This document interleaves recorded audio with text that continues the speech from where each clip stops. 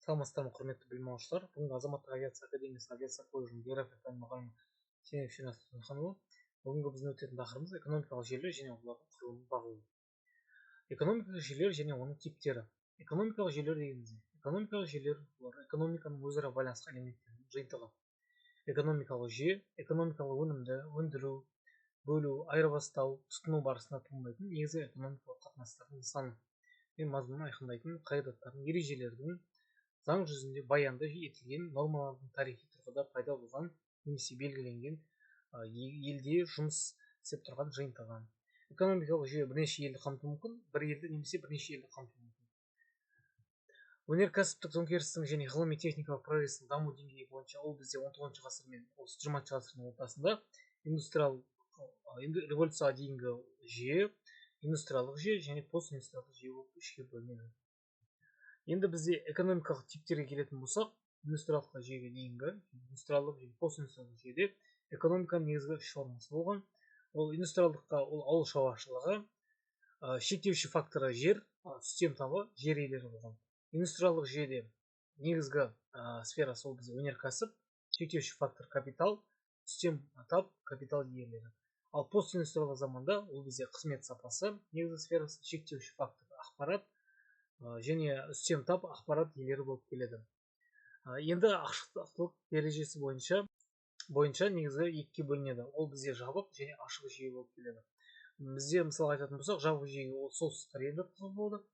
Ашық жүйеге Америка құрама штаттарын, Ұлыбритания, Франция, Германия, Италия сияқты жатқызуға болады.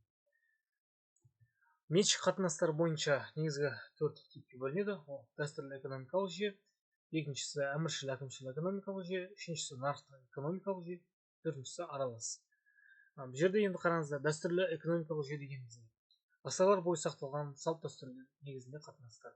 Ол бұл жүйенің негізгі сипаттары өнімді өндіру, бөлу және айырбастау кезіндегі салттарға, дәстүрлерге негізделеді. Әлеуметтік экономикалық артта қалушылық бар, ұдайы өндіріс қарқынының тым төмен болуы, техникалық прогрестің шектелуі, техникалық прогресс мүлде болмаған, өте аз қалпында дамыған болатын, халық санының өсуінің өнеркәсіптік өндірістің өсу қарқынынан тұрақты түрде артып отыруы, сыртқы қарыздың маңызды түрде орын алуы, мемлекеттің және қарулы күштер құрылымының жоғары рөлі. Жерге айтатын болсақ, бұрынғы 2000 жыл бұрын немесе ежелгі Рим, ежелгі Грекиядан бастап орта ғасырдағы Ұлыбритания империясы, Португал, Испания империясы жерде көбінесе ауыл шаруашылығымен негізделген. Екіншісі әміршіл әкімшіл экономикалық жүйе, бұл орталықтандырылған жоспарлануға, өндірістің барлық факторларын мемлекеттік меншікке орын алуға негізделген. Сипатты белгілері өндіріс құрал-жабдықтары деген мемлекеттік меншіктің орын алуы, экономиканың орталықтан жоспарлауы, өндірушілердің монополиялануы, ресурстардың орталықтандырылған қоры, ынталандырудың нақты жүйесінің болмауы.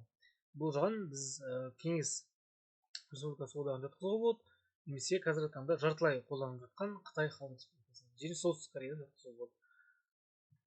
Нарықтық экономикалық жүйе сипатты белгілер өндіріс факторларына деген жеке меншіктің орын алуы, екіншісі кәсіпкерліктің еркіндігі және таңдау мүмкіндігінің болуы, үшіншісі шаруашылық субъектілерінің дербестілігі, төртіншісі шаруашылық субъектілері жеке мүдделеріне сай ынталандыруы, төртіншісі өндірушілер арасында байланыс тұтынушылар мен олардың арасында бәсекелестік. Бұл ешкім нақты экономикалық берікке ие болмауы. Бұл кезде қараңыздар, екеуінің айырмашылығы қандай?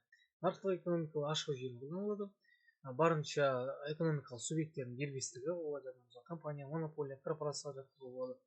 Және сонымен қатар өндіруші құралдардың бәрі жеке компаниялардың қолында болады. Ал әкімшіл әміршіл жүйеге келетін болсақ, бұл жерде КСО бұл жердегі басты ерекшелігі бұл барлық өндірістік күштер немесе ресурстар көбінесе мемлекеттің қолында болған. Және де олар алдын ала әр 5 жыл сайын жаңа жоба құрған болатын. Сол жоба бойынша олар белгілі бір тауар өндіруді қамтамасыз еткен. Аралас экономикалық жүйе сипатты белгілері әкімшіл әміршіл жүйе мен нарықтық экономиканың ұштастырылуы.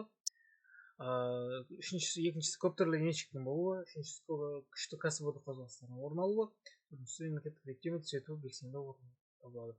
Мысалы айтатын болсақ, оған Норвегия, Швеция, Финляндия, Скандинав елдерін жатқызуға болады. Бұл жақта жартылай мысалы Норвегияны алатын болсақ, 50% мемлекеттік иелікте болатын болса, 50% нарықтық экономикаға негізделген. Экономикалық жүйелердің енді негізгі осы төрт ерекшелігін айта кетейік. Дәстүрлерде ол ортақ меншік және дәстүрге сай бөлуі. Ол өте үлкен уақыт қамтыған экономикалық жүйе. Екіншісі әкімшілік әміршілік командалық жүйе. Ол мемлекеттік меншік және жоспарға сай бөлу. Бағана айтқандай, әр 5 жыл сайын жоспар бойынша тауар өндіруді қамтамасыз ету ол негізгі мақсат. Ол КСРО және бағана айтқан Солтүстік Корея және Вьетнам елдеріне қосылды. Нарықтық экономика бұл жеке меншікпен нарық арқылы бөлу. Бұл Америка құрама штаттары, Ұлыбритания, Франция, Германия сияқты елдер. Аралас экономикалық жүйе жеке меншік нарық арқылы мемлекеттің қатысуымен жүргізіледі. Бұл бізде Норвегия, Швеция сияқты. Нарықтық экономикаға келетін болсақ, бұл жерде нарық дегеніміз тауар өндірісіне айналым заңдары бойынша ұйымдастырылатын айырбастық сипаттайтын тауар қатынастарының жиынтығын білдіреді. Басқаша айтқанда, нарық нақты тауар сатушылар мен оның сатып алушылардың басын қосатын кез келген институт немесе механизм. Нарықтық экономика белгілерінің негізгі принциптері бар. Ол бізде қызмет түрі мен формаларын таңдау еркіндігі. Екінші, жалпыға бірдейлік принципі. Үшіншісі, әртүрлі меншік формаларында меншік иелерінің тең құқығы. Төртінші, шаруашылық жүргізу тәуелсіздігі. Жеке кәсіпкердің мемлекетке бағынбай өзінің жеке субъект ретінде экономикалық нарық механизмін жүргізе алуы. Бірақ мемлекеттік заңдарына сәйкес. Сонымен қатар, бірақ ол сол ішінде конкуренция деген нәрсе бар. Арасында туындайды. Капиталистік экономикалық негізгі ерекшеліктеріне келетін болсақ, бізде осы басты ерекшелік жеке меншіктің болуы, кәсіпкерлік еркіндігі, бәсекелестік, нарықтық жүйеге негізделген мемлекеттік шектеулі болып келеді.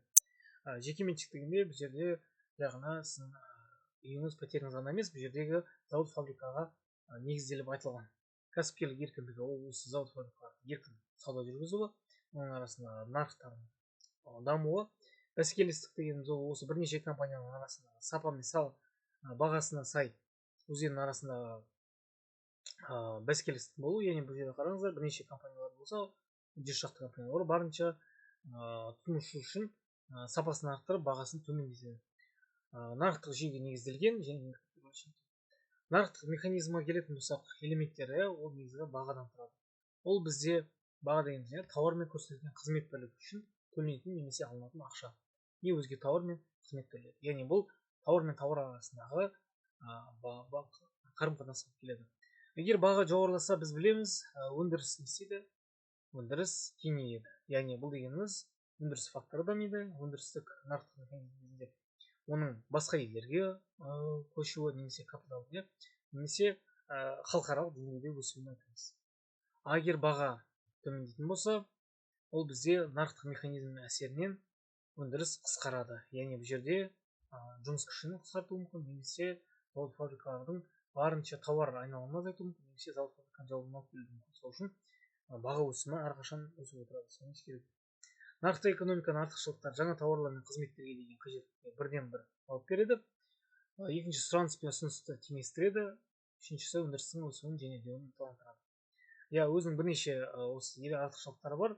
Бұл бізде алатын болсақ, сұраныс пен ұсыныстың теңестірілуі, бұл енді экономикада негізгі нарықтық экономиканың негізгі бағыты десек болады. Олар өз кезегінде қанша тауар ұсынысы бар, сұраныс бар, соған қаншама ұсыныс ұсынылады.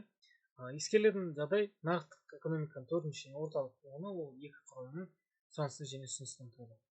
Негізгі және сонымен қатар кемшіліктен айтатын болсақ, ол жердегі нарықтық экономикада конкуренция бәсекелестік нәтижесінде ол өз кезегінде монополиялардың пайда болуына алып келеді. Ол оның негізгі логикасы болып келеді, соны ескеру керек. Ол осы негізгі кемшіліктердің бірі. Монополия болғанда білеміз, ол біздің сапаның төмендеп, бағаның жоғарылауына алып келеді. Нарықтық экономикасының бірінші және өте маңызды элементі өндірушілер мен тұтынушылар. Өндірушілер саны көп болды, тұтынушылардың бағамы артады, соның ішінде арақатынасын негіздейді. Нарық экономикасының екінші элементінің өндіріс, онан корпоративтік басқару негізделген меншіктің немесе жеке немесе аралас формамен болжанған экономикалық оңашалығын құрайды. Назарларыңызға рахмет. Қош сау болыңыздар.